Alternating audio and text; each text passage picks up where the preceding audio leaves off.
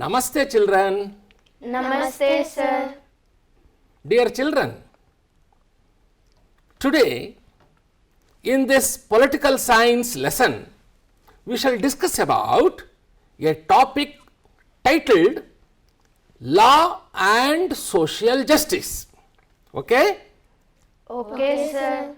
Very good. Children, in your previous classes, you have already studied and understood the concept of law and its importance, isn't it? Yes, sir. Very nice.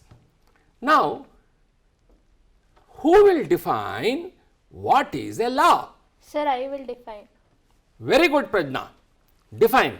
Law refers to a system of rules created and enforced through social or governmental institutions to regulate behavior. Very good. Who will give another definition of law? Sir, I will give. Oh, Bhuvana, define. Law is a set of rules created by state institution. Very good. So you have understood the main function of law is to regulate human behavior. If there is no law, what will happen? There will be chaos, anarchy, confusion in the society. Children, what do you use to sharpen your pencil? Sir, mender. Mender. Very good answer. So you use mender to sharpen the pencil. What is the role of the mender? To sharpen the pencil, isn't it? Law is just like a mender which mends the behavior of individuals. That is the reason why we say law is a must. Without law, society cannot function properly. Development will not be there. That means law is an essential thing in any society for the matter. The next question is, who implements the law? Sir, I will answer. Oh, Rachana, answer. Sir, government. Very good. It is the government which implements the law. What do you understand by government? It refers to a group of people with authority to govern a country or state. Very good answer you have given. That means government is a group of people with authority and they govern state or the nation. Very nice. That means government has an onerous responsibility to implement the laws. Children, let me move further and try to explain to you about social justice. Okay? Yes, sir. I have a question. What is the Indian political philosophy? Who will answer? Sir, I will answer. Oh, Harsha, answer. Sir, democracy is India's political philosophy. Very good. Democracy is our India's political philosophy. Children, now listen to me further. Social justice is the hallmark of democracy. Normally we use the word hallmark to give a standard, especially for gold, silver or platinum. I will repeat again. Social justice and democracy, they go hand in hand. That means they go together. Wherever social justice is there, there will be democracy. Vis-a-vis wherever democracy is there will be social justice. Social justice and democracy are just like two faces of the same coin. I can also say further, the shadow of democracy is social justice. See, we cannot separate our shadow from us. In the same way, social justice cannot be separated from democracy. That means social justice is a must for the roots of democracy to take deep. You understand? Yes, sir. Children, social justice you cannot find in totalitarian states, in dictatorial regimes, in military regimes. Social justice is possible only in democracy. Under any circumstances, we must provide social justice to everyone. You know, there is a saying in law, justice delayed is justice denied. You have understood this, isn't it? I have already explained to you this. In the same spirit, on the same lines, we can say social justice is delayed means democracy is denied. Therefore, social justice occupies a pivotal position in any democracy, that too in our Indian democracy. You understand? Yes, sir. Children, let me define what is social justice. Social justice views that everyone deserves equal economic, political, social rights and opportunities. Further, social workers aim to open the doors of access and participation for everyone, and especially for those in greatest need. What does it mean? That means social justice aims to open access to everyone in the democratic setup. No one will be denied of any opportunity. Everyone gets all help, all opportunities. Children, I am going to mention the 5 principles of social justice. Very interesting. These are the 5 important principles of social justice. Number 1, access. Number 2, equity. Number 3, diversity. Number 4, participation. And number 5, human rights. You will be knowing more about this in subsequent classes. Children, human rights, it's a very important thing. Therefore, I normally say the quintessence of human rights is social justice. I will repeat, the quintessence of human rights is social justice. Why I am giving this much of importance to social justice is, without social justice, there is no value for democracy.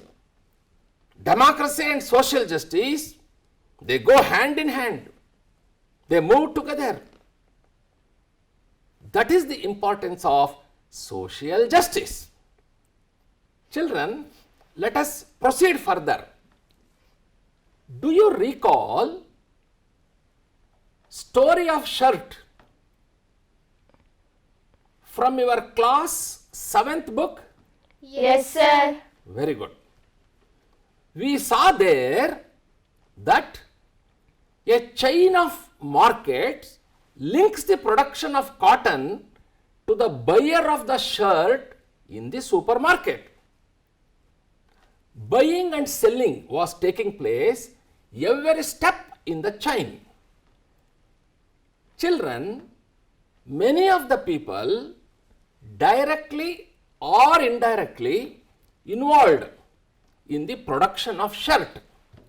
For example, small farmers producing cotton, the weavers of Erode, factory workers in garments and exporting factory, all these faced exploitation or an unfair situation in the market. Children, markets everywhere tend to be exploitative of people, whether as workers, consumers or producers. To prevent such exploitation, government makes certain laws. I will repeat. To prevent such exploitation, government makes certain laws. These laws try to ensure that unfair practices are kept at the minimum in the markets. You understand, children? Yes, sir. Children, let us take a common market situation where the law is very important. I am going to explain to you the issue of workers' wages. Wages is also known as their salary. Okay? Yes, sir. Very good. Children, the private companies, contractors, business persons, normally they want to make more profit. In the drive for making more profit, they will not pay properly for the workers. Children, in the eyes of law, it is illegal or wrong not to pay the salary for the workers in a proper way. To ensure that every worker gets their salary in a proper way, the government has given what is known as law on minimum wages. Tell, all of you tell, law on minimum wages. Law on minimum wages. Very good. That means to say, all the workers must get their minimum salary. And please remember, no employer has the right to give less than the minimum salary to the workers. Children, the wages of the workers always upgraded once in a few years. As is with the minimum wage for the workers, because the workers needs to be protected.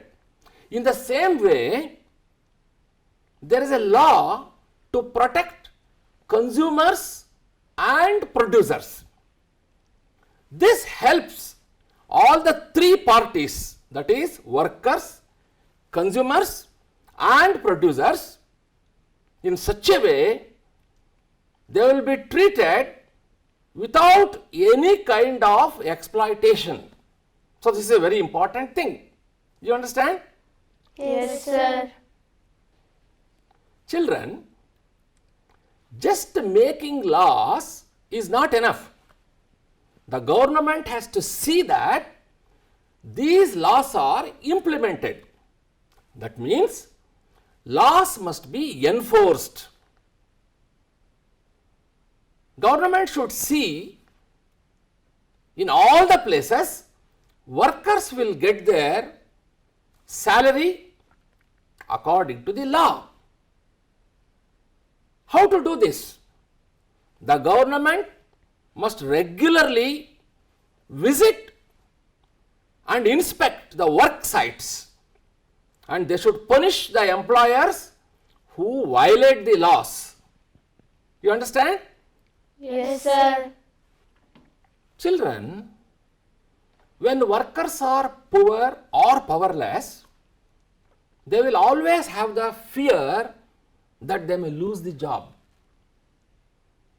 and they will have a kind of constant fear in them. As a result, what they do? They are ready to work even for low wages. And you know, these employers are very, very intelligent persons. They know all these things, and deliberately they give less salary to the workers. Therefore, it is very, very essential that the laws must be enforced. Then alone the employers will act in a meaningful way. Children, through making, enforcing and upholding these laws, the government can control the activities of the individuals and also the private companies so as to ensure social justice. Children, many of these laws have a basis in the fundamental rights guaranteed by our Indian Constitution. For your information, the right against exploitation, it clearly says no one can be forced to work for low salary or under bondage. Similarly, the Constitution says children below the age of 14 years are not supposed to be employed in factories, firms, mines, or in hazardous jobs. The Constitution says, but unfortunately, many children below the age of 14 years are working in many places. I will give you an example which I have seen. Recently, I visited a building construction site. There, I saw a lady and her little son, aged maybe 3 or 3.5 years only.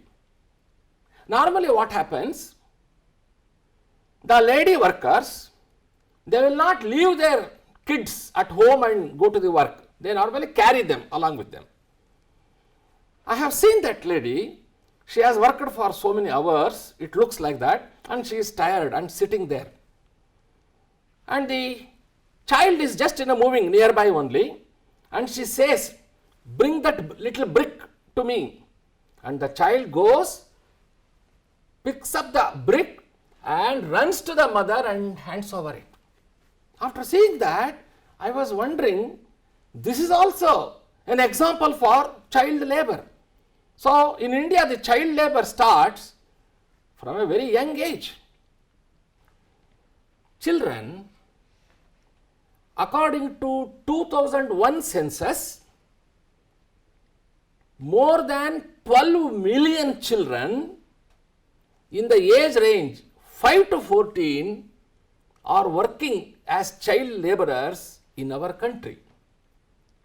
This is really unfortunate. Children, in October 2006, the government has amended the Child Labor Prevention Act.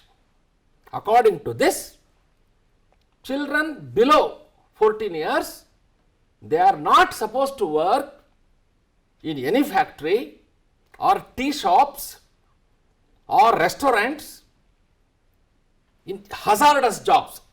The government of India has asked all the state in the country to locate such children, that means those who are working below their 14 years of age, and to rehabilitate them. But only Maharashtra, Karnataka, Tamil Nadu, they have published their plans to rehabilitate these children. Still, 74% of child domestic workers are under the age 16. Something substantial must be done to stop this child labor. Any employer violating the Child Labor Act will be punished. What type of punishment? Jail punishment, 3 months to 2 years, and with a fine of 10,000 to 20,000 rupees. Children, on 23rd September 2020, Parliament passes 3 important or key labor reform bills. What are those?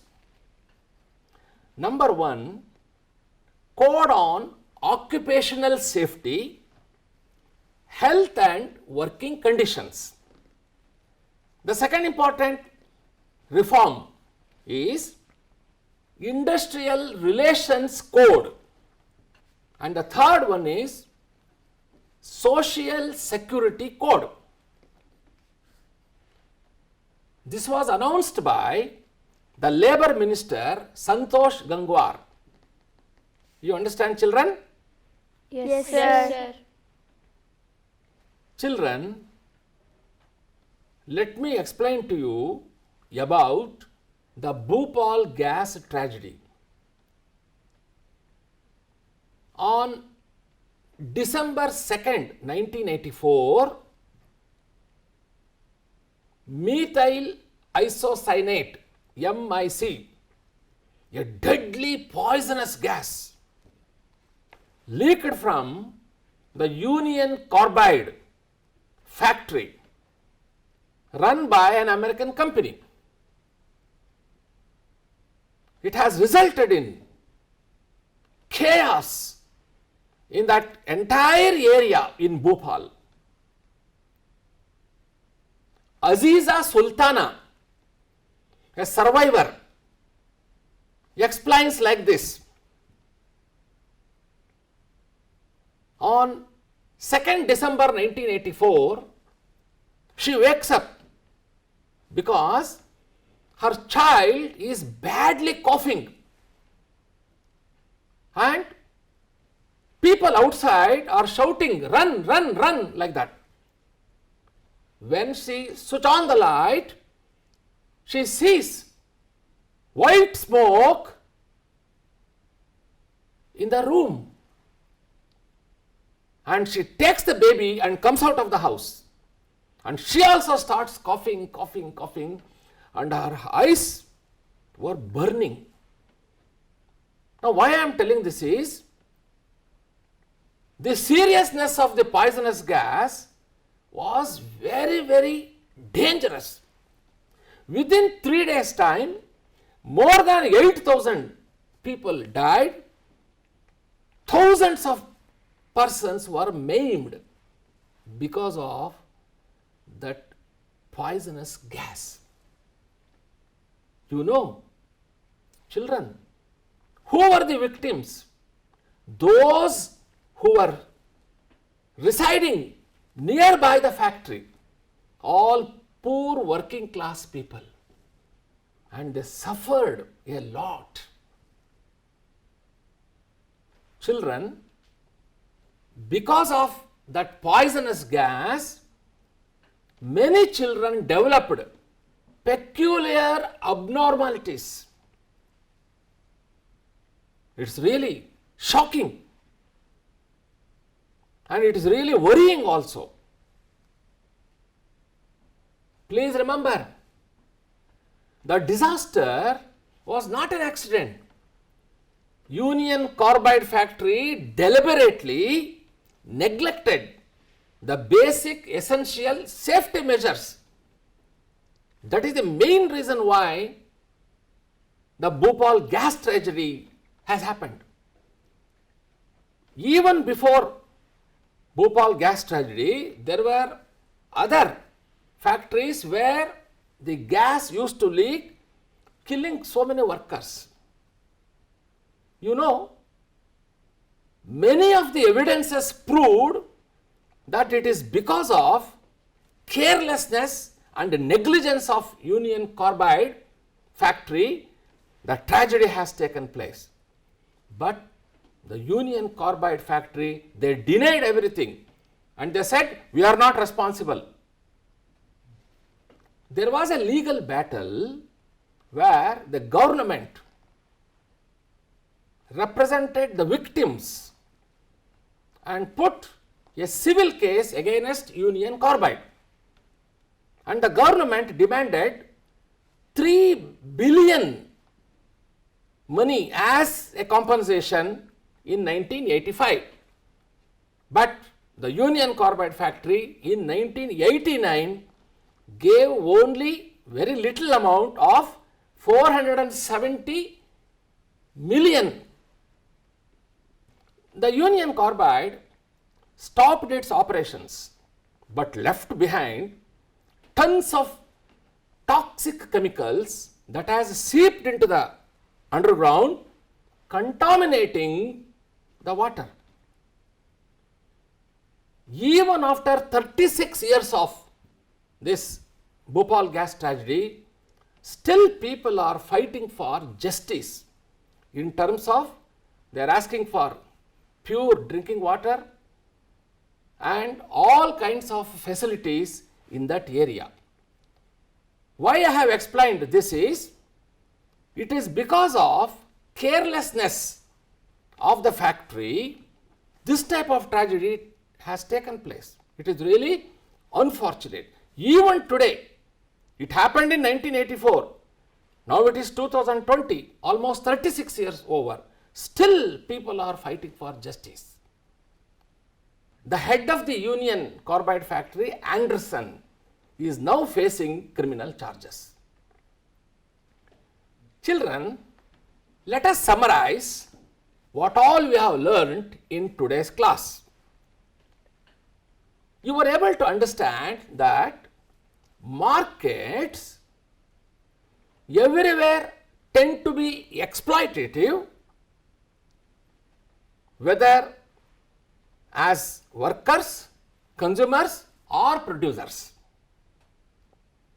And you have also understood the importance of social justice.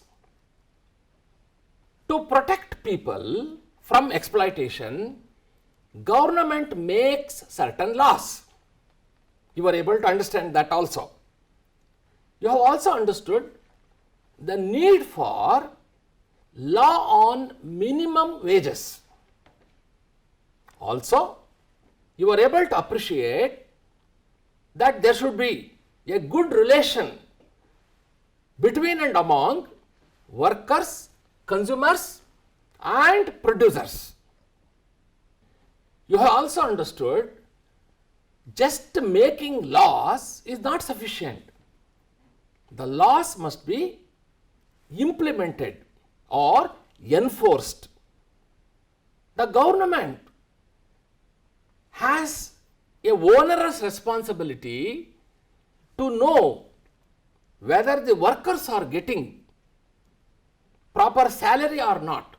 For this, government should regularly visit the work sites and should inspect, and they should punish the employers who violate the law.